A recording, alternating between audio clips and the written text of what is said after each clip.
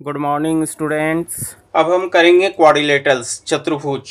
चतुर्भुज चार भुजाएं होती हैं, इनके चार कोण होंगे, 4 साइड्स एंड 4 एंगल्स। इनके चारों कोणों में रिलेशन होगा sum of all the 4 angles means angle A plus angle B plus angle C plus angle D, ये टोटल होगा 360 डिग्री। चारों कोणों का योग 360 डिग्री होता है। अब हमें क्या करना है कि इसमें हम इस चतुर्भुज के किसी एक डायगोनल को मिला देते हैं, विकर्ण को मिला देते हैं। तो यहाँ हम देख रहे हैं कि इससे दो ट्रायंगल मिल गया, हमें दो त्रिभुज मिल रहे हैं। इन दोनों त्रिभुजों के क्षेत्रफल को जोड़ेंगे तो इस चतुर्भुज का क्षेत्रफल, क्वाड्रिलेटरल का एरिया हमें मिल जाएगा। अब हम क्या करते हैं, एक ऑल्टीट्यूड यहाँ से लेते हैं इसका और एक ऑल्टीट्यूड यहाँ से लेते हैं इसका। ये ऑल्टीट्यूड अगर हम मान लेते हैं h1 और ये h2, तो यहाँ पर एरिया ऑफ ट्रायंगल ABC त्रिभुज का क्षेत्रफल हो जाएगा हाफ बेस AC मान लेंगे, आधार AC इंटू ऑल्टीट्यूड, ये होगा शीर्षलम h1। Again area of triangle, इसी तरह से DAC का क्षेत्रफल, area of triangle DAC equals to half base यानी आधार AC हो गया, ऑल्टीट्यूड h2 हो गया। अब इनको ऐड करेंगे तो हमें एरिया ऑफ क्वाड्रिलेटरल चतुर्भुज ABCD का क्षेत्रफल आ जाएगा। ABCD का क्षेत्रफल हो जाएगा हाफ AC कॉमन हो गया, with in bracket h1 plus h2। तो ये हो गया चतुर्भुज का क्षेत्रफल, area of quadrilateral. Area of quadrilateral ABCD होगा half AC h1 plus h2। अब मान लीजिए क्वेश्चन में दिया हुआ हो कि एक क्वाड्रिलेटरल है, चतुर्भुज है, लेंथ ऑफ डायगोनल विकर्ण AC की लंबाई है 20 सेंटीमीटर और ऑल्टीट्यूड्स की लेंथ दी हुई है 8 सेंटीमीटर, 8 सेंटीमीटर, h2 7 सेंटीमीटर। तो इस क्वाड्रिलेटरल का एरिया कितना होगा, चतुर्भुज का क्षेत्रफल कितना होगा। तो यहाँ से हम एरिया निकाल सकते हैं। Area of quadrilateral ABCD equals to half into diagonal AC into h1 plus h2। अब इसमें लेंथ ऑफ डायगोनल विकर्ण की लंबाई हमें दी हुई है 20 सेंटीमीटर एंड ऑल्टीट्यूड्स 8 एंड 7 है, तो 8 प्लस 7, 2 से 20 कैंसिल होगा 10, तो 10 इंटू 15 150 स्क्वायर सेंटीमीटर इस चतुर्भुज का क्षेत्रफल हो जाएगा। Area of this quadrilateral is 150 square centimetre. इस तरह से एरिया ऑफ क्वाड्रिलेटरल निकलेगा। चतुर्भुज का क्षेत्रफल आप आसानी से निकाल सकते हैं। और अगर बाय चांस h1 और h2 ना दे रखा हो, अगर ये शीर्षलम ना दे रखा हो, तो फिर हीरोन्स फॉर्मूले का यूज करके एरिया ऑफ क्वाड्रिलेटरल मिलेगा आपको। अब हम करते हैं टाइप ऑफ क्वाड्रिलेटरल। क्वाड्रिलेटरल्स के कितने टाइप होते हैं, आएगा टाइप्स। सबसे पहले क्वाड्रिलेटरल में करेंगे हम रेक्टेंगल,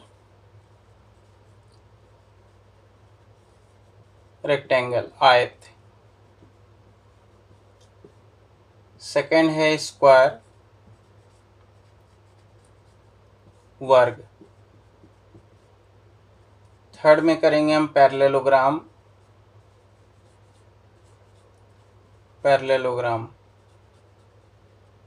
समांतर चतुर्भुज।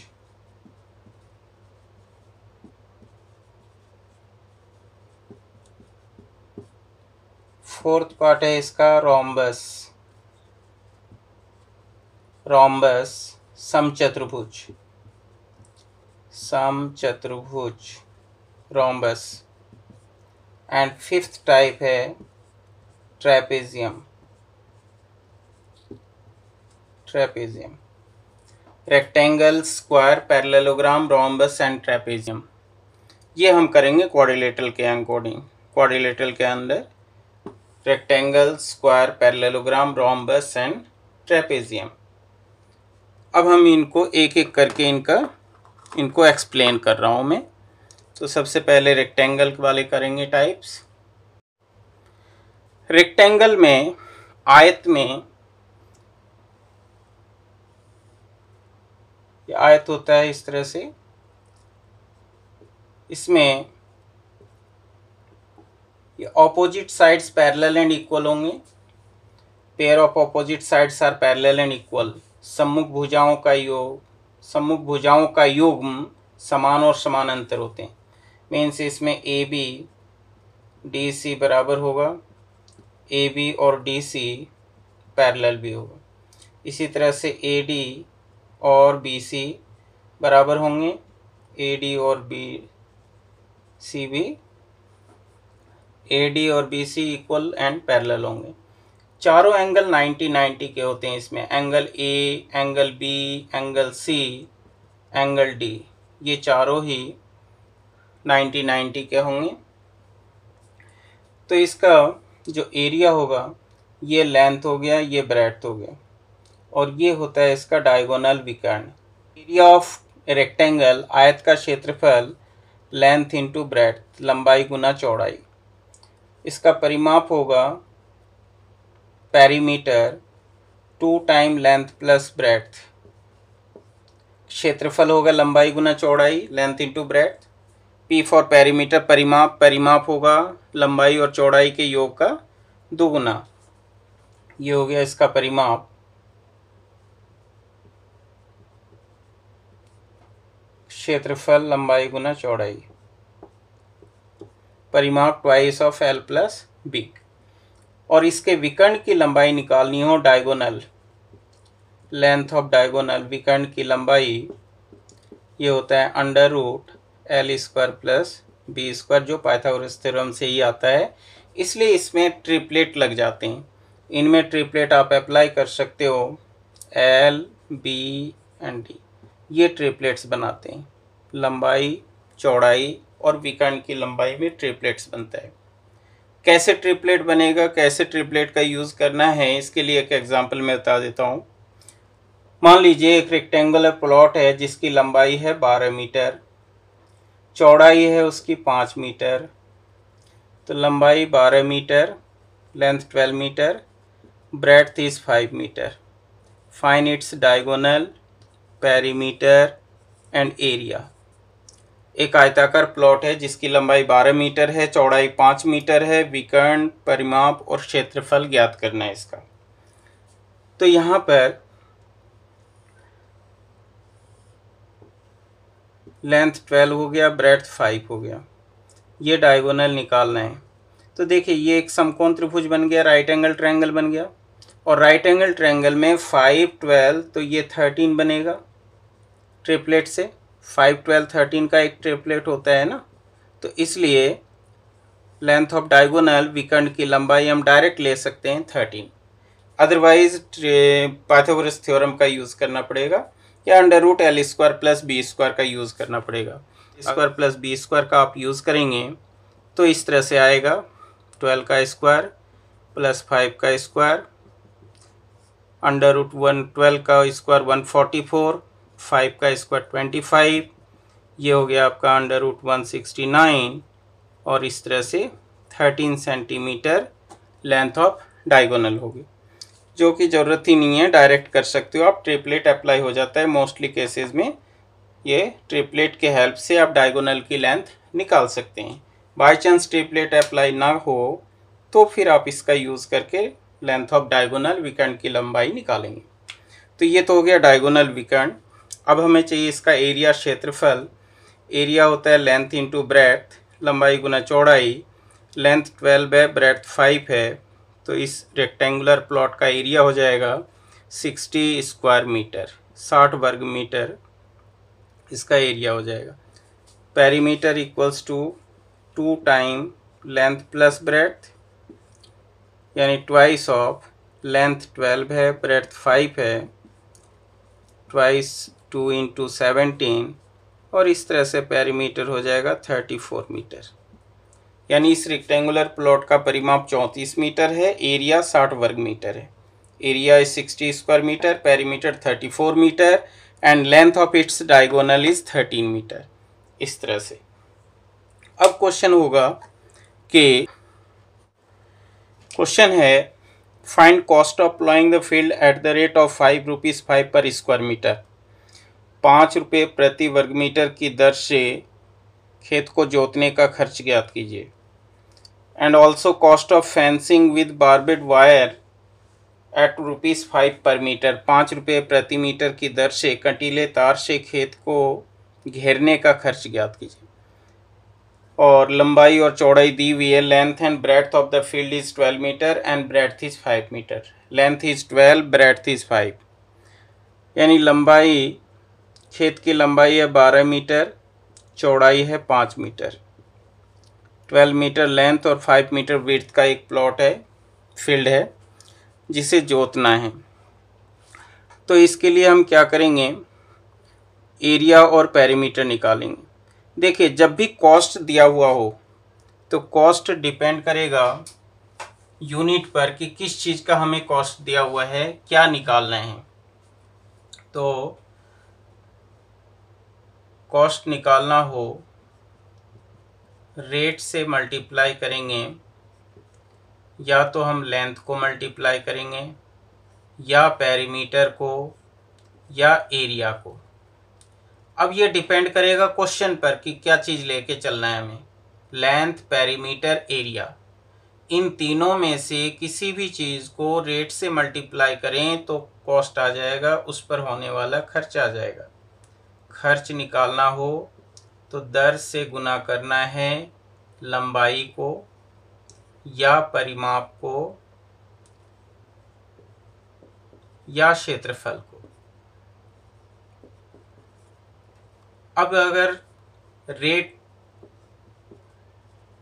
पर मीटर में दे रखा हो, रुपये प्रति मीटर या प्रति सेंटीमीटर में, तो वहाँ पर हम लेंथ या पेरीमीटर का यूज़ करेंगे। पेरीमीटर परिमाप का यूज़ होता है केवल फेंसिंग के केसेस में, जहाँ सराउंडिंग चारों तरफ से घेरना हो, उस केस में पेरीमीटर यूज़ होगा, परिमाप लिया जाएगा उस चीज़ का। अदरवाइज लेंथ लेते हैं। Perimeter is also total length. और अगर रेट दे रखा हो वर्ग मीटर में, रुपीस पर स्क्वायर मीटर, वर्ग मीटर या वर्ग सेंटीमीटर में दे रखा हो, तो हमें वहाँ यूज़ करना पड़ेगा, उस चीज़ का एरिया लेना पड़ेगा, क्षेत्रफल नहीं लेना पड़ेगा कॉस्ट निकालने के लिए। तो कहने का मतलब रेट से हमें पता चल जाएगा कि उस क्वेश्चन में हमें क्या चीज़ यूज़ करना है। अगर रेट पर मीटर में दे रखा हो तो लेंथ या पेरीमीटर का यूज़ करते हैं, रेट स्क्वायर मीटर में दे रखा हो तो एरिया का यूज़ करेंगे। तो इस तरह से मोस्टली क्वेश्चन इसके हेल्प से आप सॉल्व कर सकते हैं। जैसे आइए इस क्वेश्चन में देखते हैं अब क्या दिया हुआ है हमें। क्वेश्चन में यह है कि find cost of ploughing the field eight ₹5 per square metre. तो यहीं से आपको पता चल जाना चाहिए कि हमें क्या चीज़ लेना है, कैसे इस यहाँ पर कॉस्ट निकलेगा। तो पर स्क्वायर मीटर में क्या चीज़ होता है, एरिया। तो इसलिए हम सबसे पहले फील्ड का एरिया निकालेंगे। एरिया होगा लेंथ इंटू ब्रेड्थ, लंबाई गुना चौड़ाई। लेंथ है 12, ब्रेड्थ है 5, तो एरिया हो गया 60 square metre. 60 square metre total area हो गया इस फील्ड का। 60 स्क्वायर मीटर टोटल एरिया हो गया इस फील्ड का। क्षेत्रफल आ गया। अब हमें कॉस्ट दिया हुआ है, खर्च करने का रेट है 5 रुपये प्रति वर्ग मीटर की दर से खर्च हो रहा है, यानी 1 वर्ग मीटर का 5 रुपये। तो 60 वर्ग मीटर का कितना हो जाएगा, कॉस्ट यानी खर्च निकलेगा ₹5 इंटू 60, और इस तरह से टोटल खर्च आएगा जोतने का, cost of ploughing the field is ₹300। 300 रुपये खर्च आएंगे जोतने में, cost of ploughing the field. तो इस तरह से 300 टोटल कॉस्ट आ गया। नेक्स्ट क्वेश्चन है cost of fencing with barbed wire, 5 रुपये प्रति मीटर की दर से कटीले तार से घेरने का खर्च कितना होगा। तो ये 5 मीटर के रेट से इस तरह से चारों तरफ बारबेड वायर लगाना है, कटीले तार से घेरना है इसको। तो फेंसिंग से रिलेटेड हो तो पेरीमीटर निकालना होगा। तो पेरीमीटर होगा twice of length plus breadth, परिमाप होगा लंबाई और चौड़ाई के योग का दुगुना। तो परिमाप कितना आ रहा है इस फील्ड का, 2 12 plus 5 12 plus 5 17 into 2 34 metre perimeter आ गया। 34 मीटर परिमाप है इसका। अब पेरीमीटर 34 मीटर है, रेट है 5 रुपीज़ पर मीटर, तो इसलिए इस पर खर्च आएगा cost equals to at the rate of 5 rupees per metre 5 into 34, और ये आ जाएगा आपका 170 रुपये खर्च आएंगे कटीले तार लगाने में, और जोतने का खर्च होगा 300 रुपये। Cost of ploughing is 300 rupees and cost of fencing is 170 rupees. तो इस तरह से कॉस्ट का कैलकुलेशन, खर्च का कैलकुलेशन आप कर सकते हो। नेक्स्ट है एरिया ऑफ पाथ से रिलेटेड क्वेश्चन। रास्ते का क्षेत्रफल निकालना हो, रेक्टेंगुलर पाथ का एरिया निकालना हो, तो उसके लिए मैं बता रहा हूँ टाइप। तो एरिया ऑफ पाथ से रिलेटेड जो क्वेश्चंस हैं वो यहाँ बेसिकली 3 टाइप के क्वेश्चंस मिलेंगे आपको। एक तो जब पाथ आउटसाइड में हो, आउटसाइड यानी बाहर रास्ता बाहर हो। दूसरा इनसाइड पाथ, जब रास्ता रेक्टेंगुलर प्लॉट के अंदर ही हो, इनसाइड अंदर। और तीसरा टाइप होता है क्रॉस, परपेंडिकुलरली, यानी बीचों बीच आर पार हो जाए, बीचों बीच आर पार, एक लेंथ के पैरेलल और एक ब्रेड्थ के पैरेलल जब रोड हो। तो ये 3 तरह के पाथ का एरिया से रिलेटेड क्वेश्चन आता है। अब एक एक करके मैं एक्सप्लेन कर रहा हूँ। जैसे फर्स्ट टाइप है आउटसाइड पाथ। मान लीजिए एक रेक्टेंगुलर फील्ड है,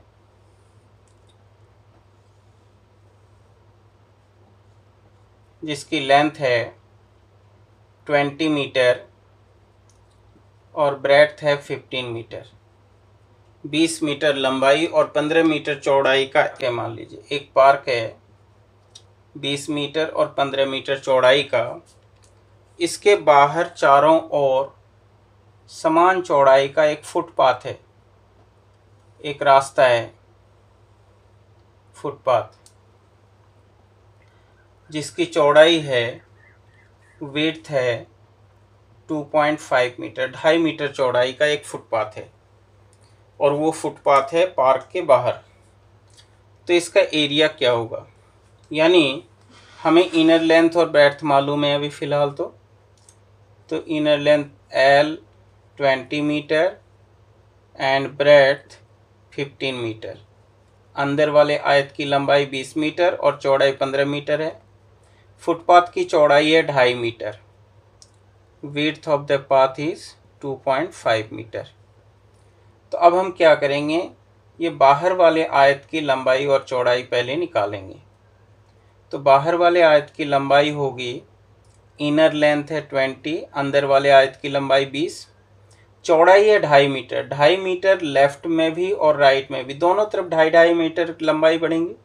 तो इसलिए आउटर लेंथ, बाहर वाले आयत की लंबाई लेने के लिए जो भी चौड़ाई हो उसका दुगुना हमें जोड़ना पड़ेगा, यानी 20 प्लस 2 इंटू 2.5, यानी लंबाई चौड़ाई दोनों तरफ से बढ़ रही है, और इसलिए आउटर लेंथ हो गया 25 मीटर। ब्रेड्थ चौड़ाई लेंगे अब। इनर ब्रेड्थ, अंदर वाले आयत की चौड़ाई है 15 मीटर, तो बाहर वाले की चौड़ाई लेनी है, 2D ऐड करेंगे तो 15 प्लस 2 इंटू 2.5, यानी 15 प्लस 5 20 मीटर। यानी अब बाहर की लंबाई 20 मीटर 25 मीटर और चौड़ाई 20 मीटर आ गया। अब हमें इसका एरिया निकालना है। तो एरिया निकालने के लिए आउटर रेक्टेंगल के एरिया में से इनर रेक्टेंगल का एरिया माइनस करेंगे, तभी क्षेत्रफल आएगा। तो एरिया ऑफ पाथ, रास्ते का क्षेत्रफल होगा capital L into B. Capital L into B बाहर वाले आयत का क्षेत्रफल माइनस अंदर वाले आयत का क्षेत्रफल स्मॉल l इंटू बी। तो इस तरह से यह अब आएगा 25 into 20 minus 20 into 15 equals to 25 into 20 500 minus 300 और आंसर आ जाएगा 200 स्क्वायर मीटर। 200 वर्ग मीटर होगा इसे आउटर पाथ का area. Area of outer path is 200 square metre. जब इनर लेंथ और ब्रेड्थ दी हुई हो, रास्ते की चौड़ाई 2.5 मीटर दी हुई हो, तो इस केस में इस आउटर पाथ का एरिया हो जाएगा 200 वर्ग metre, 200 square metre area of outer path. इसी तरह से इनर पाथ का एरिया निकाला जा सकता है।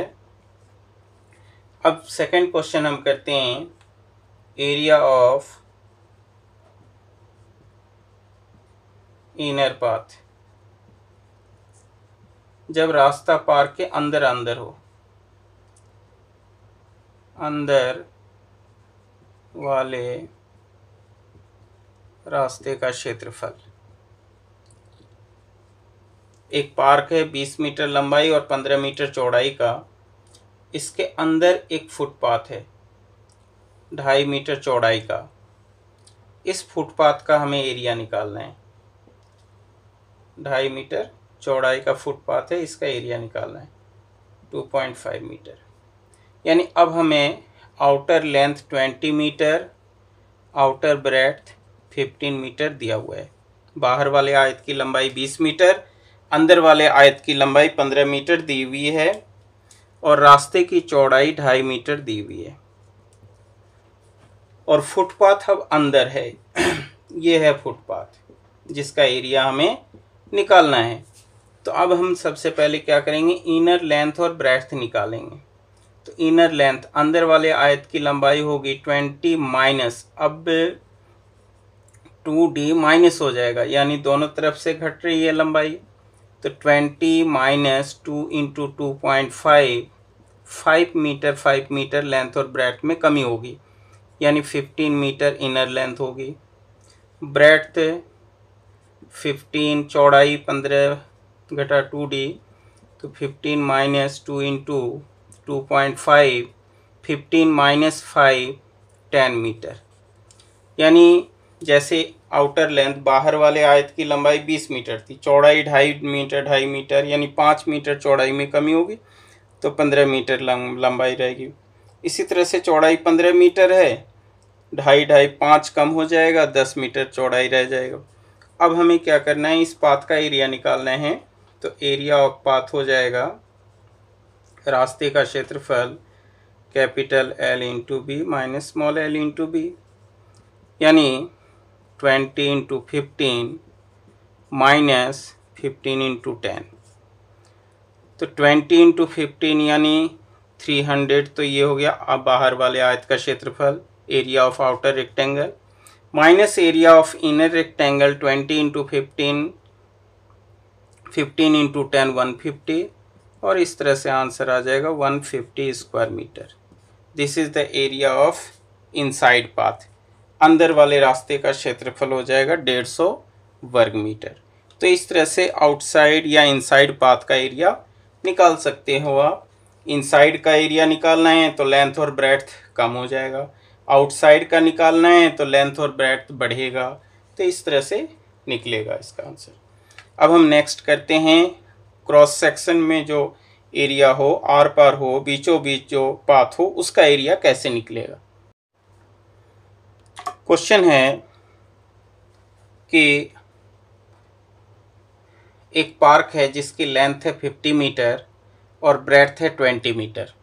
50 मीटर लंबाई और 20 मीटर चौड़ाई का एक पार्क है। और इस पार्क के बीचों बीच दो सड़क हैं, एक लेंथ के पैरेलल और एक ब्रेड्थ के पैरेलल। दोनों सड़क की जो चौड़ाई है, विड्थ ऑफ जो पाथ है वो 2 मीटर है। 2 मीटर विड्थ का एक फुटपाथ है जो बीचों बीच क्रॉस हो रही है, एक लेंथ के पैरेलल और एक ब्रेड्थ के पैरेलल। अब हमें इस फुटपाथ का एरिया निकालना है। ये जो फुटपाथ है और ये वाला जो फुटपाथ है, इसका एरिया हमें निकालना है। तो इस तरह से इसके लिए हमें क्या करना पड़ेगा, देखिए जैसे इस वाले फुटपाथ की टोटल लेंथ क्या होगी, इसकी टोटल लेंथ होगी 50 मीटर और ब्रेड्थ होगी 2 मीटर। ये टोटल लेंथ होगी, ये इसकी ब्रेड्थ होगी। लंबाई 50 मीटर है इस वाले रास्ते की और चौड़ाई 2 मीटर है। तो इसका जो क्षेत्रफल हो जाएगा, इसका एरिया ऑफ रेक्टेंगल PQRS ये हो जाएगा 50 इंटू 2 100 स्क्वायर मीटर। तो 100 वर्ग मीटर इस वाले रास्ते का क्षेत्रफल मिल गया हमें। अब दूसरे रास्ते का क्षेत्रफल निकालते हैं। सेकंड जो पाथ है, ये इसकी लेंथ होगी, यानी अब इसकी लेंथ हो गई 20 मीटर और ब्रेड्थ वही 2 मीटर, 2 मीटर ही चौड़ाई है पाथ की। तो 20 मीटर लंबा रास्ता है, चौड़ाई 2 मीटर है। तो इसका एरिया होगा, एरिया ऑफ रेक्टेंगल, इसे मान लेते हैं हम EFGH। तो इसका जो एरिया होगा वो हो गया 20 इंटू 2 40 स्क्वायर मीटर। लेकिन अब हम क्या देख रहे हैं, इन दोनों ही केसेस में ये जो बीच वाला पोर्शन है ये दो बार आ चुका है हमारे पास।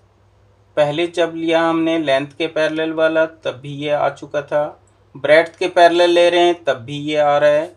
लेना हमें केवल एक ही बार है ना, तो इसलिए जो एरिया होगा वो आएगा 100 प्लस 40 माइनस 2 इंटू 2, ये स्क्वायर शेप में बन गया। 2 मीटर लंबाई 2 मीटर चौड़ाई है, यानी 2 इंटू 2 4 माइनस होगा, तो 100 प्लस 40 माइनस 4, और इस तरह से आंसर हो जाएगा 136 स्क्वायर मीटर। ये टोटल एरिया ऑफ पाथ हो जाएगा। रास्ते का क्षेत्रफल होगा 136 वर्ग मीटर।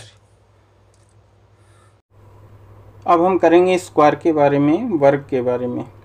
स्क्वायर होते हैं, वर्ग होता है जिनकी चारों भुजाएं समान हो।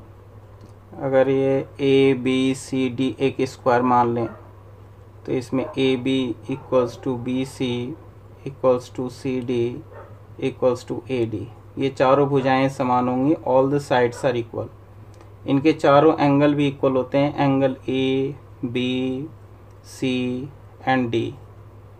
Each angle is right angle, प्रत्येक को 90 के होंगे।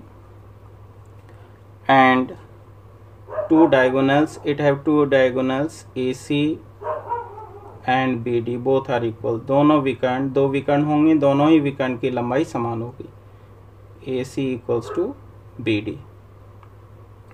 तो यहाँ पर इसका जो क्षेत्रफल होगा, एरिया ऑफ स्क्वायर, वर्ग का क्षेत्रफल साइड स्क्वायर यानी भुजा का वर्ग,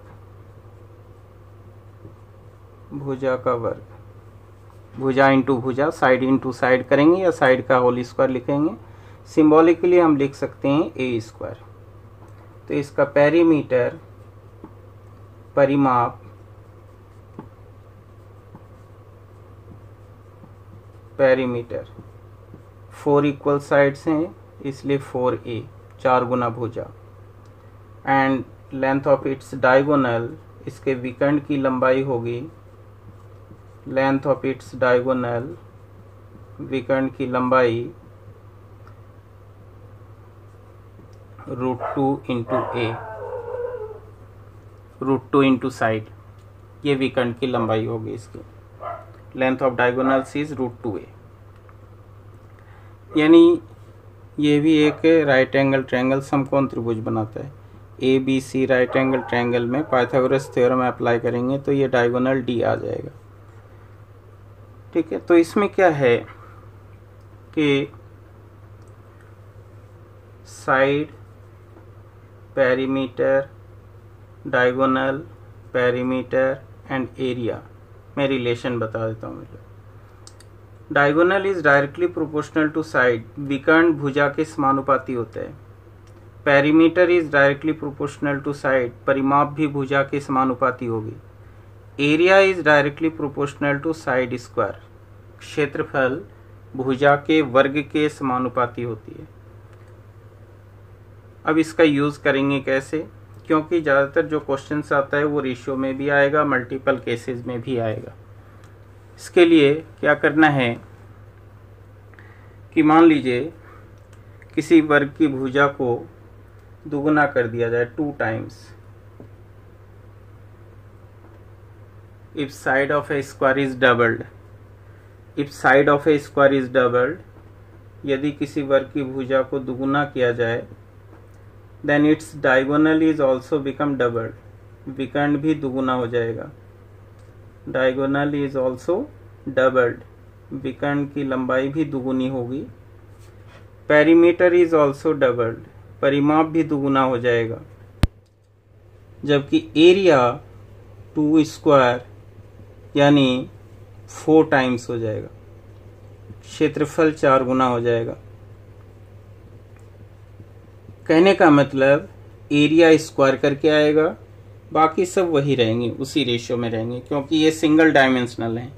एरिया 2 डायमेंशनल है, इसलिए स्क्वायर करना पड़ रहा है। यानी किसी वर्ग की भुजा को यदि दुगुना करें तो विकर्ण भी दुगुना हो जाएगा, परिमाप भी दुगुना हो जाएगा, क्षेत्रफल 4 गुना हो जाएगा।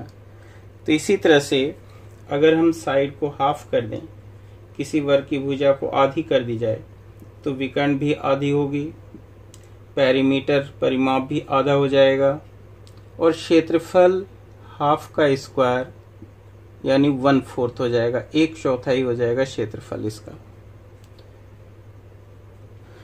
अब इसका यूज रेशियो में भी हो सकता है। रेशियो में इसका यूज कैसे होगा देखिए आप। रेशियो में मान लीजिए 2 स्क्वायर हैं, 2 अलग अलग वर्ग हैं, इनकी भुजाओं में 2 और 3 का अनुपात है। 2 वर्गों की भुजाओं में 2 और 3 का अनुपात है, तो उनके विकर्णों में क्या अनुपात होगा, वही अनुपात रहेगा 2 और 3 का। परिमाप में क्या अनुपात होगा, पेरीमीटर्स का रेशियो एज इट इज 2:3 रहेगा। बट एरिया का रेशियो अगर पूछे तो वो स्क्वायर करके आएगा, 2 स्क्वायर इज टू 3 स्क्वायर, यानी ये हो जाएगा 4:9। यानी 2 वर्गों की भुजाओं में यदि 2 और 3 का अनुपात है तो उनके विकर्णों में भी 2 और 3 का अनुपात रहेगा, परिमाप में 2 और 3 का अनुपात रहेगा, पेरीमीटर का रेशियो भी 2:3 होगा। एरिया का रेशियो निकालना है, स्क्वायर करेंगे, जो भी रेशियो दे रखा हो स्क्वायर करके एरिया का आंसर आएगा। ठीक इसी तरह से एक और एग्जांपल ले लेते हैं। मान लीजिए 3:4 का रेशियो है। Ratio of sides of 2 squares is 3:4, then ratio of their diagonals is also 3:4, ratio of their perimeters is 3:4, ratio of their areas 3 square is to 4 square means 9 is to 16। तो कहने का मतलब एरिया का जो ratio आएगा वो squaring करके आएगा, वर्ग करके आएगा। तो इस तरह से निकलेगा इसका। अब हम इन पर बेस्ड क्वेश्चंस ले लेते हैं। जैसे एक वर्ग है, एक स्क्वायर है जिसकी साइड ए है, भुजा ए, और उस वर्ग के विकर्ण पर एक वर्ग बना हुआ है और, तो पहले वाले वर्ग की भुजा ए है, दूसरे वाले वर्ग की भुजा विकर्ण है, यानी ए और डी ये 2 वर्गों की भुजाएं हैं। पहले वाले वर्ग की भुजा ए है, दूसरे वाले वर्ग की भुजा जो इसका विकर्ण है वो है। अब हमें इन दोनों स्क्वायर का एरिया का रेशियो निकालना है। तो देखिए पहले वाले वर्ग की भुजा और दूसरे वाले वर्ग की भुजा में क्या रिलेशन है। पहले वाले वर्ग की भुजा ए है, दूसरे वाले वर्ग की भुजा जो है वो पहले वाले की विकर्ण है, तो √2a यानी 1:√2 का रेशियो हो गया। दोनों वर्ग के भुजाओं में 1 और √2 का अनुपात है। कहने का मतलब है वर्ग की भुजा और उसके विकर्ण में 1 और √2 का रेशियो होता है। अब हमें इन दोनों के एरिया का रेशियो निकालना है। तो पहले वाले एरिया जैसे ए बी सी डी एक स्क्वायर है और ए सी पी क्यू एक दूसरा स्क्वायर है। तो इन दोनों स्क्वायर के एरिया का रेशियो, पहले वाले वर्ग की भुजा ए है तो ए का वर्ग हो गया, दूसरे वाले वर्ग की भुजा √2a है, डायगोनल है, डायगोनल का स्क्वायर, तो ए स्क्वायर और डायगोनल होता है √2a, √2 का a का स्क्वायर, तो a square and 2a square, a square से a स्क्वायर कैंसिल हो जाएगा क्योंकि हमें रेशियो चाहिए, रेशियो में कांस्टेंट टर्म नहीं रखते, तो 1:2 का रेशियो होगा दोनों के एरिया में रेशियो। तो कहने का मतलब किसी वर्ग और उस वर्ग के विकर्ण पर जो वर्ग बनेगा उन दोनों वर्गों के क्षेत्रफल में 1 और 2 का अनुपात होता है। Therefore area of a square and square on its diagonal are always in the ratio 1:2। किसी वर्ग और उस वर्ग के विकर्ण पर बने वर्ग के क्षेत्रफलों में 1 और 2 का अनुपात होता है। Area of a square and square on its diagonal are always in the ratio 1:2। किसी वर्ग और उस वर्ग के विकर्ण पर बने वर्गों के क्षेत्रफल में 1 और 2 का अनुपात होता है। तो इसका मतलब जो ये डायगोनल वाला स्क्वायर होगा ये डबल होगा। अगर इसका एरिया a है पहले वाले का, तो इस वाले का एरिया हो जाएगा 2a। तो इस तरह से ये एरिया में डबल होता है। इसी पर बेस्ड एक क्वेश्चन ले लेता हूं मैं। मान लीजिए एक स्क्वायर है,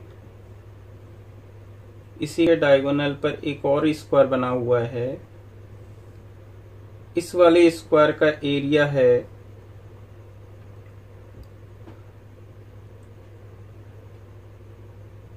800 स्क्वायर सेंटीमीटर। तो इस वाले स्क्वायर का पेरीमीटर निकालना है।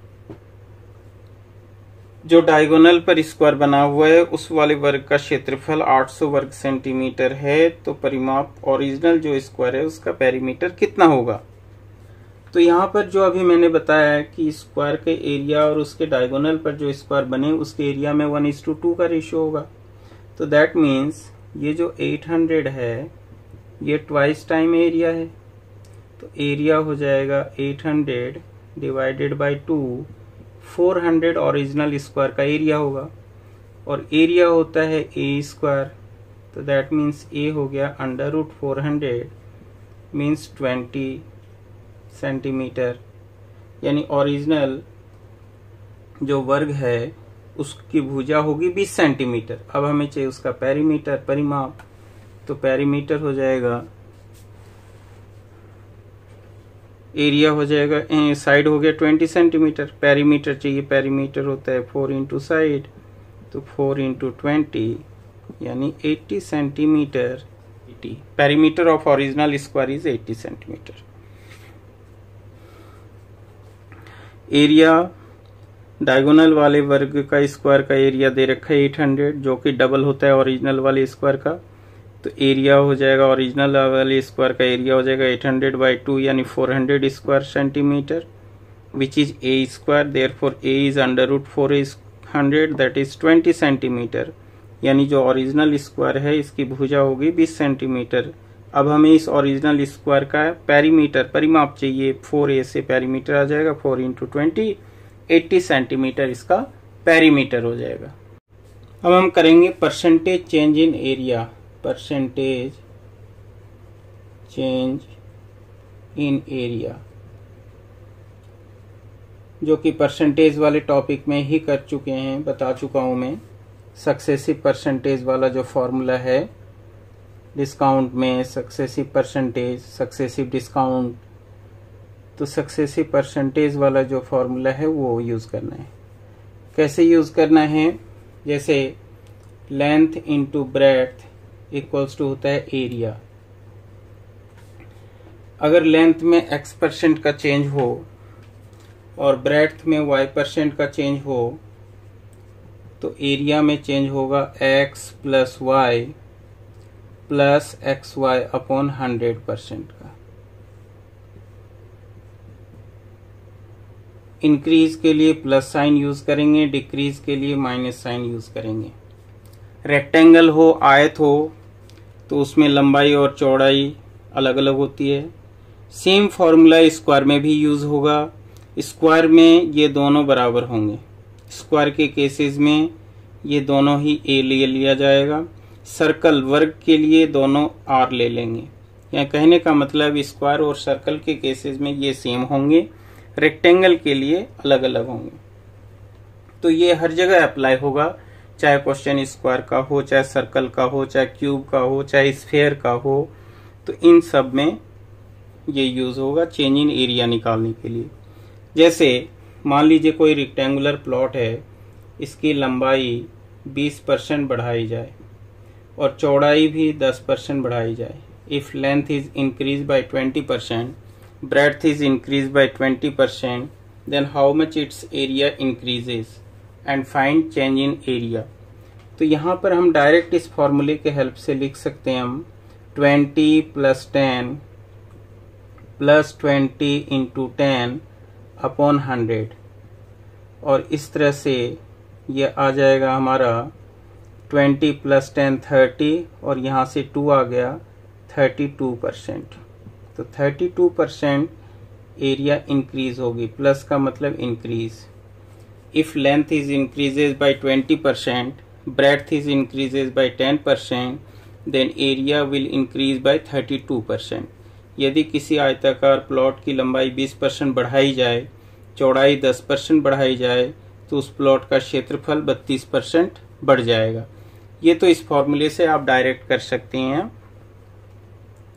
वैसे इसका अदरवाइज आप इस तरह से भी कर सकते हैं इसको, जैसे 20% एंड 10% है। 20% का मतलब होता है 1/5, 10% का मतलब होता है 1/10।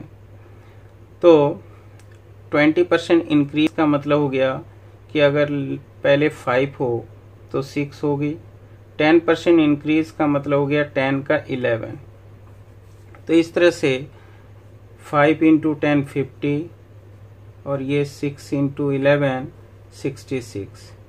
तो 50 से 66 हो गया, तो 100 पर हो जाएगा ये 132। तो इस तरह से कितना आ रहा है, 32% इंक्रीज हो रही है एरिया। चेंज इन एरिया, क्षेत्रफल में वृद्धि होगी 32% की। क्या किया हमने, 20% का फ्रैक्शनल फॉर्म होता है 1/5, यानी इनिशियल अगर लेंथ 5 हो तो न्यू लेंथ 6 होगी। अब ब्रेड्थ में 10% इंक्रीज हो रहा है, यानी इनिशियल ब्रेड्थ अगर 10 हो तो न्यू ब्रेड्थ होगी 11। चौड़ाई पहले की चौड़ाई 10 सेंटीमीटर हो तो नई चौड़ाई 11 सेंटीमीटर होगी। तो इस तरह से लंबाई गुना चौड़ाई से ये क्षेत्रफल आ जाएगा। तो 5 गुना 10 50 वर्ग सेंटीमीटर पहले का क्षेत्रफल था। नया क्षेत्रफल आ रहा है 6 गुना 11 66। इसका मतलब 100 का दुगुना कर दिया हमने, 100 का 132, क्योंकि परसेंट का मतलब 100 में से देखना होता है। तो 100 का 132 आ रहा है। दैट मीन्स नेट इंक्रीमेंट 32% की है, 32% क्षेत्रफल में वृद्धि हो रही है। इस तरह से भी आप कर सकते हैं, अदरवाइज डायरेक्ट फॉर्मूला तो बता ही दिया, इसके हेल्प से तो होगा ही होगा।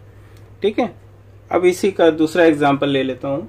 मान लीजिए लेंथ 20% इंक्रीज हो रही है, ब्रेड्थ 10% डिक्रीज हो रही है। लंबाई में वृद्धि 20% की, चौड़ाई में कमी 10% की। तो ये आएगा आपका 20 - 10 प्लस 20 इंटू -10 अपॉन 100, और इस तरह से 20 - 10 प्लस का 10 -2, आंसर हो गया +8। That means overall 8% area increase होगी, क्षेत्रफल में वृद्धि होगी 8% की। और अगर लेंथ में 20% की कमी हो, ब्रेड्थ में 10% की वृद्धि हो, if length reduced by 20%, breadth is increases by 10%, then find change in area। अब आएगा -20 plus 10 plus -20 into 10 upon 100।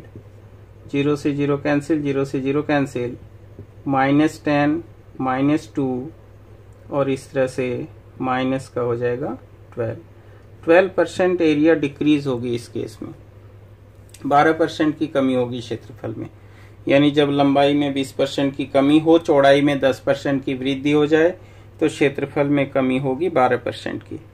If length reduced by 20%, breadth increases by 10%, then area reduced by 12%। इसी तरह से अगर दोनों ही कमी हो जाए, लेंथ भी घटे और ब्रेड्थ भी घटे, length decrease by 20%, breadth is also decrease by 10%, then area, change in area आएगा -20 -10 plus -20 into -10 upon 100, 0 0 cancel, -30 plus 2 -28, that means area reduced by 28%, क्षेत्रफल में कमी 28% की होगी। तो ये 4 कंडीशंस होते हैं, चाहे दोनों बढ़े, चाहे एक बढ़े एक घटे, चाहे घटे बढ़े या दोनों ही घटे, फॉर्मूला वही यूज होगा, चाहे वैल्यू सेम हो चाहे वैल्यू अलग अलग आए। कहने का मतलब आप कोई भी फॉर्मूला यूज कर सकते हैं, इसमें एक ही फॉर्मूले से सारा कैलकुलेशन हो सकता है आपका। तो ये रेक्टेंगल के लिए यूज किया हमने length into breadth equals to area. ऐसे ही अगर स्क्वायर का हो तो a इंटू ए यूज करेंगे एरिया के लिए। क्वेश्चन सर्कल का हो तो r इंटू आर यूज करेंगे। कहने का मतलब ये चूंकि साइड स्क्वायर में साइड इक्वल होता है, इसलिए दोनों लेंथ की जगह a यूज करेंगे, ब्रेड्थ की जगह भी a यूज करेंगे। सर्कल वृत्त के लिए भी त्रिज्या यूज करेंगे। सेम केसेस ये यूज करेंगे हम स्क्वायर और क्यूब दोनों केसेस में, वर्ग के लिए भी और घन के लिए भी। और आर का यूज करते हैं सर्कल एंड स्फेयर, वृत्त और गोले में। कहने का मतलब इन चारों ही कंडीशन में सब में यही फॉर्मूला यूज होगा, चाहे क्वेश्चन स्क्वायर का हो, चाहे क्यूब का हो, चाहे सर्कल का हो, चाहे स्फेयर का हो। एरिया जब भी निकालना हो तो ए और ए या आर और आर से, यानी x plus Y plus x y अपन 100 वाले फॉर्मूले का यूज करके चेंज इन एरिया निकाला जा सकता है, चाहे क्वेश्चन स्क्वायर का पूछे, चाहे क्यूब का, चाहे सर्कल का, चाहे स्फेयर का। इन सारे केसेस में ये सेम फॉर्मूला यूज करेंगे, X Y X plus Y plus x Y upon 100%। This is the change in area. ये फॉर्मूला यूज होगा इन चारों ही केसेस में। केवल फर्क ये आ जाता है कि 2D में यानी स्क्वायर और सर्कल, वर्ग और वृत्त में केवल क्षेत्रफल कहते हैं, जबकि क्यूब एंड स्फेयर का अगर क्वेश्चन हो तो उसमें सरफेस एरिया लिखा हुआ होगा, पृष्ठ क्षेत्रफल मेंशन होगा, क्योंकि ये 3 डायमेंशनल फिगर है। क्यूब एंड स्फेयर ये 3D फिगर हैं, जबकि स्क्वायर एंड सर्कल जो है ये 2D फिगर है। 2D फिगर में केवल एरिया होता है, 3D फिगर में सरफेस एरिया मेंशन होगा, सरफेस एरिया पृष्ठ क्षेत्रफल होता वही चीज है, कैलकुलेशन वैसे ही निकलेगा, चाहे क्वेश्चन स्क्वायर का हो, चाहे क्यूब का, चाहे सर्कल का, चाहे स्फेयर का। चेंज इन एरिया जब भी निकालना हो तो इसी फॉर्मूले से आप उन्हें निकाल सकते हैं। अब चेंज इन वॉल्यूम अगर निकालना हो 3D केसेस में आएगा वॉल्यूम आयतन का। जैसे एरिया निकालने के लिए एरिया क्षेत्रफल, एरिया के लिए हम यूज कर रहे थे अभी x plus Y plus x Y upon 100, x plus Y plus x Y upon 100 का यूज किया हमने कि change in length x%, change in breadth y% हो तो चेंज इन एरिया ये आएगा। अब अगर हमें वॉल्यूम का निकालना हो तो उस केस में हम क्या करेंगे, जैसे ये चेंज इन एरिया निकालेंगे, 2 स्टेप में काम होगा। पहले तो एरिया का निकालेंगे, एरिया निकाल लेने के बाद फिर इस x और इसका एरिया दोनों को लेकर के वॉल्यूम का चेंज आएगा। जैसे ये x हो गया और ये p हो गया, तो यहाँ पर चेंज इन वॉल्यूम आएगा x plus P plus x into P upon 100। That means formula वही रहेगा, केवल रिपीटेशन होगा। जैसे फॉर एग्जांपल मान लीजिए एक क्यूबॉइड है घनाभ, जिसके लेंथ ब्रेड्थ हाइट तीनों 10% इंक्रीज हो रहे हैं। तो चेंज इन एरिया आ जाएगा 10 प्लस 10 प्लस 10 इंटू 10 अपॉन 100, यानी ये हो जाएगा 21%। यदि लंबाई और चौड़ाई दोनों 10-10% बढ़ाई जाए तो क्षेत्रफल 21% बढ़ जाएगा। अब हमें आयतन निकालना हो, चेंज इन वॉल्यूम निकालना हो, आयतन में कितना परिवर्तन हुआ, क्या चेंज हुआ, वो यदि निकालना हो तो अब हम इस 10 और इस 21 को लेकर दोबारा करेंगे। 10 प्लस 21 प्लस 10 इंटू 21 अपॉन 100, तो ये आ गया 31। 20 प्लस 21 31 प्लस 2.1, और इस तरह से 33.1% का चेंज आएगा, इंक्रीज आएगा। यानी लंबाई, चौड़ाई, ऊंचाई तीनों को 10-10% बढ़ाएंगे तो आयतन 33.1% बढ़ जाएगा। ये 3D फिगर के लिए हो गया।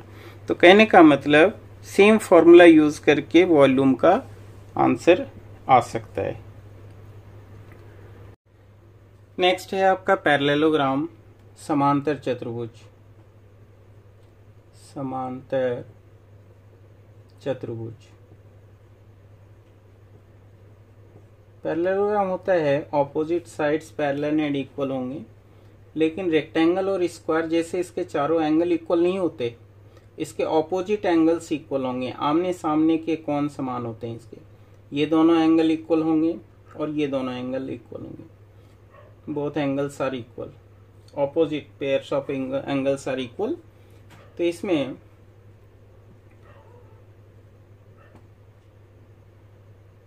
अगर ये बेस है और ये ऑल्टीट्यूड लिया जाए तो इसका एरिया, चूंकि एक पैरेललोग्राम, किसी भी पैरेललोग्राम के एक डायगोनल को विकर्ण को अगर हम मिला दें तो दो बराबर त्रिभुज मिलेंगे हमें। If a diagonal of a parallelogram is joined, then we get two equal triangles, two triangles of equal area। और जैसे कि हम कर चुके हैं, एरिया ऑफ ट्रायंगल, त्रिभुज का क्षेत्रफल हाफ बेस इंटू ऑल्टीट्यूड।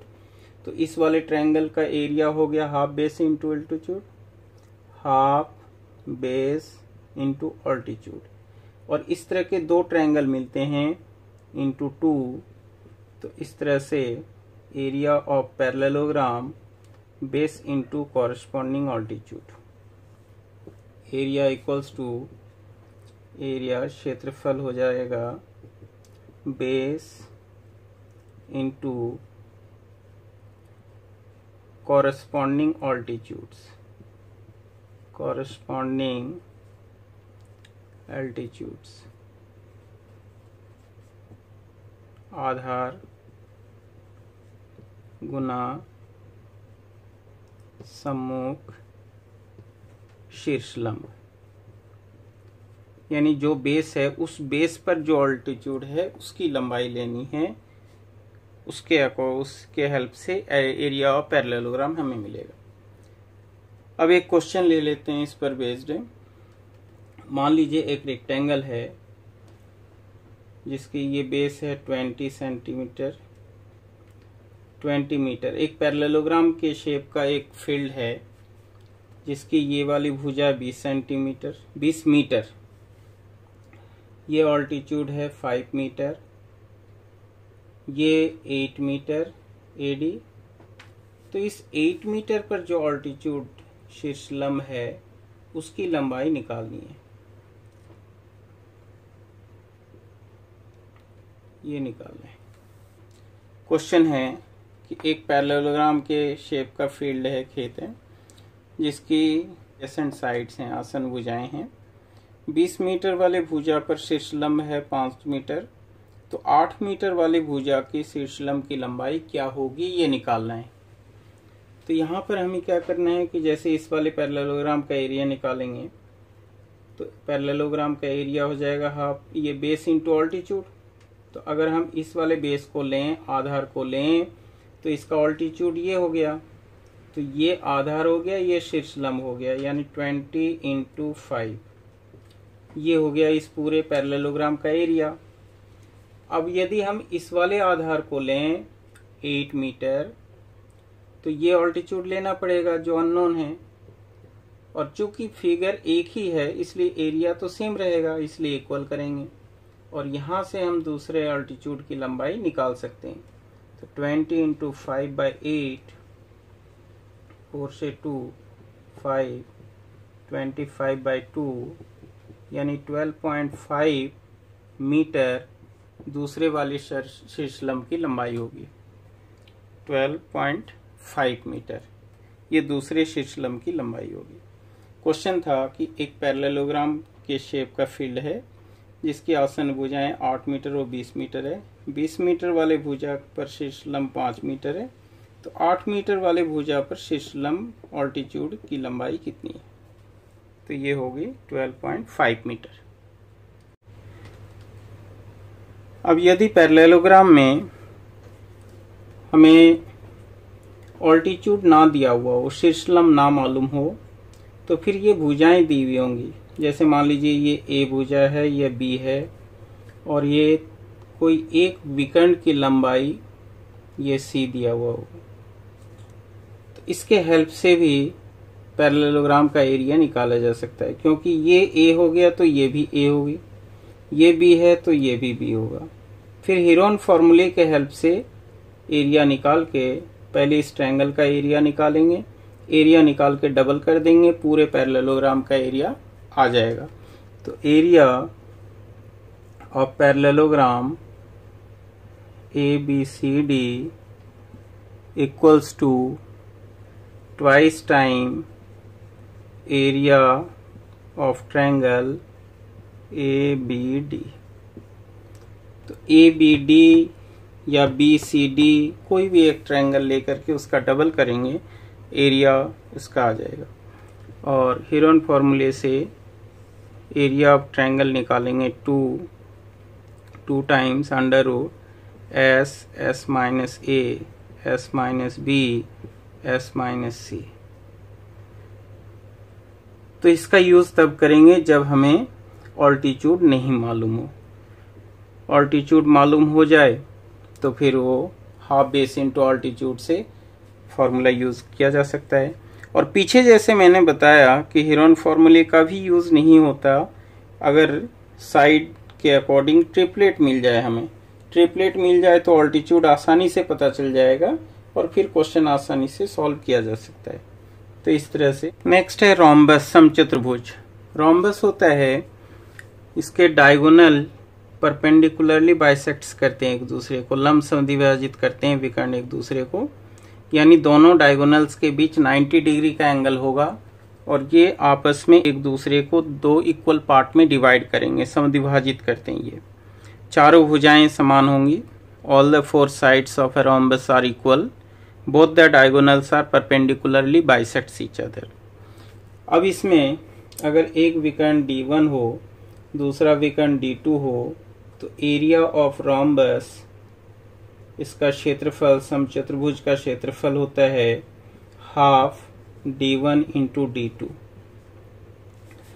और इसका जो पेरीमीटर परिमाप होगा, परिमाप निकालने के लिए हमें भुजा की लंबाई निकालनी पड़ेगी D1 और D2 के हेल्प से।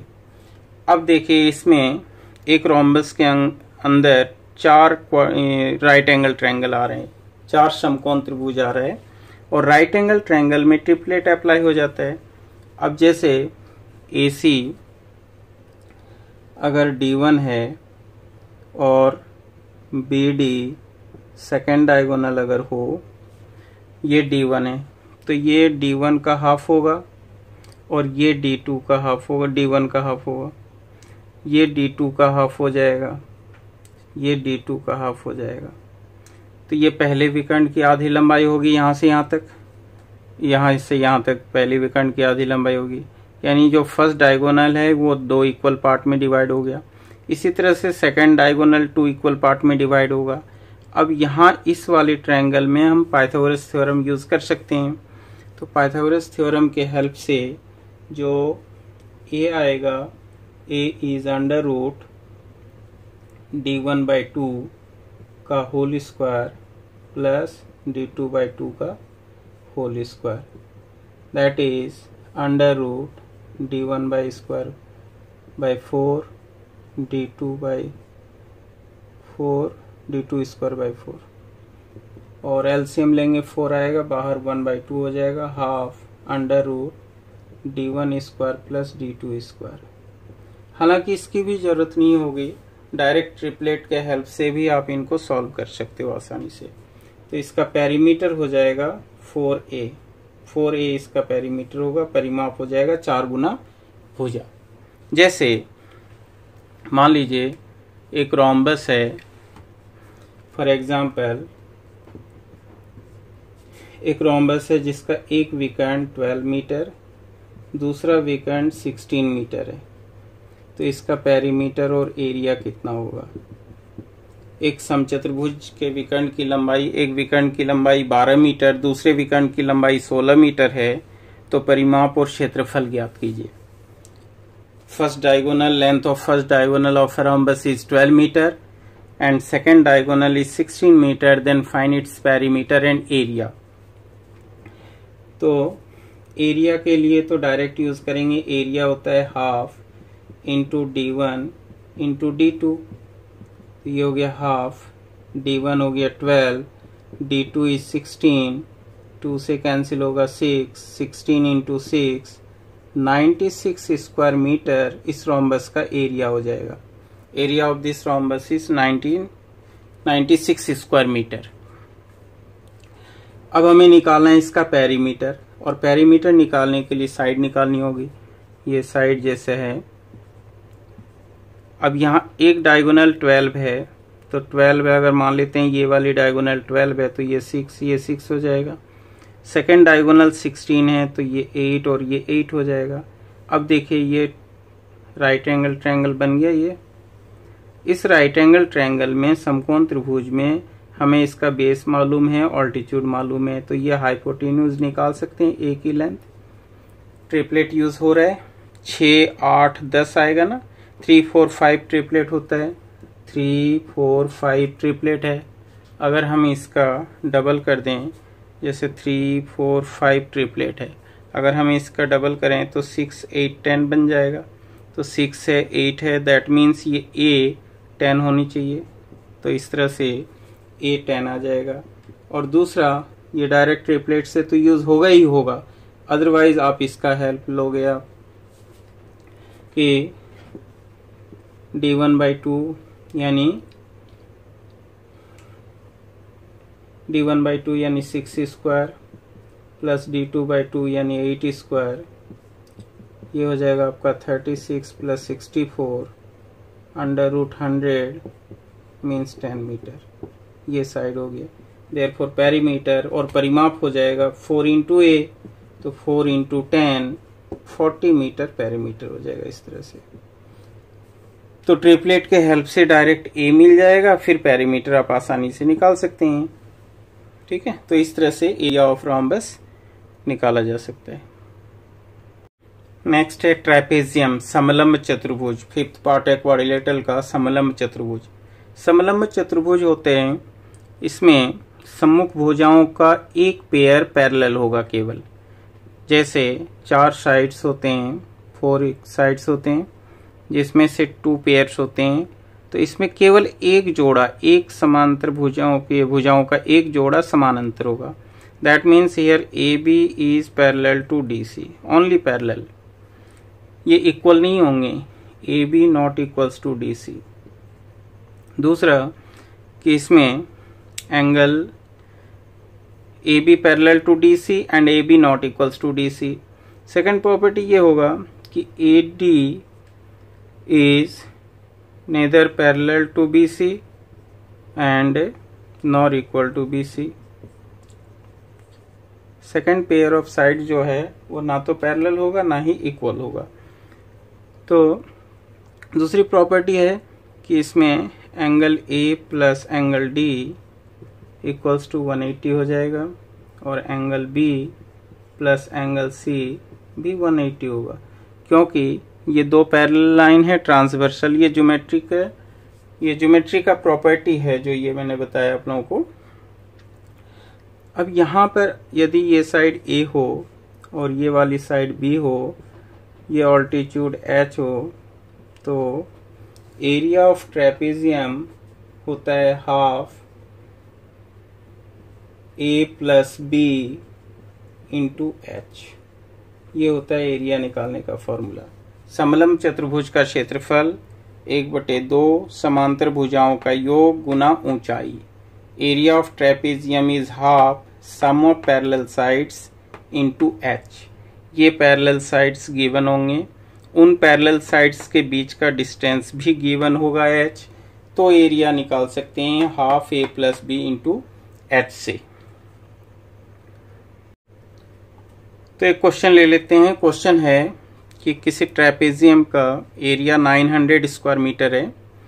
पैरेलल साइड्स के बीच का रेशियो a/b, यानी इन दोनों पैरेलल साइड्स का रेशियो है 7:3, और इन दोनों पैरेलल साइड के बीच की दूरी है, डिस्टेंस है 15 मीटर। दैट मीन्स a/b 7:3 है, h 15 मीटर दिया हुआ है, एरिया दिया हुआ है।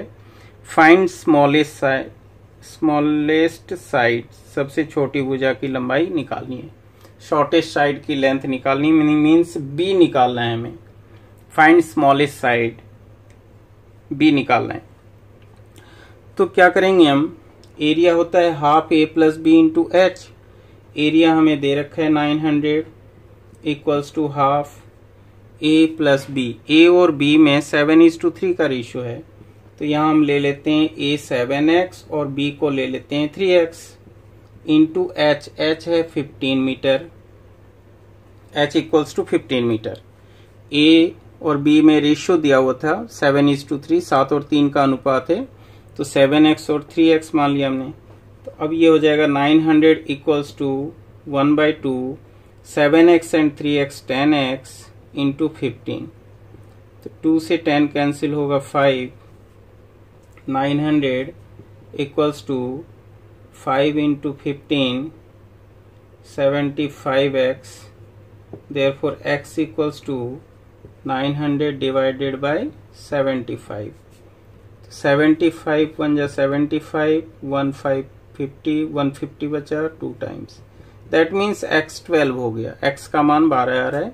हमें निकालना है शॉर्टेस्ट साइड, सबसे छोटी भुजा जो कि b है, तो और b जो है वो है हमारा 3x। तो 3x 3 इंटू 12 36 मीटर ये छोटी भुजा की लंबाई होगी। Length of shortest side is 36 metre. तो इस तरह से ट्रेपेजियम से रिलेटेड कोई भी क्वेश्चन सॉल्व किया जा सकता है आसानी से। Area is half a plus B into H के हेल्प से। तो क्वाड्रिलेटरल कंप्लीट हो गया। अब आप लोग इसका प्रैक्टिस करेंगे, तो आप लोगों के लिए होमवर्क रहेगा चैप्टर नंबर 18 का क्वेश्चन नंबर 1 से लेकर के 37 तक सारे क्वेश्चन। ये होमवर्क हैं, ये सारे टॉपिक मैं ले चुका हूँ, करा चुका हूँ आप लोगों को। ये आप लोग इसको प्रैक्टिस करेंगे, इसके बाद का टॉपिक नेक्स्ट क्लास में करेंगे।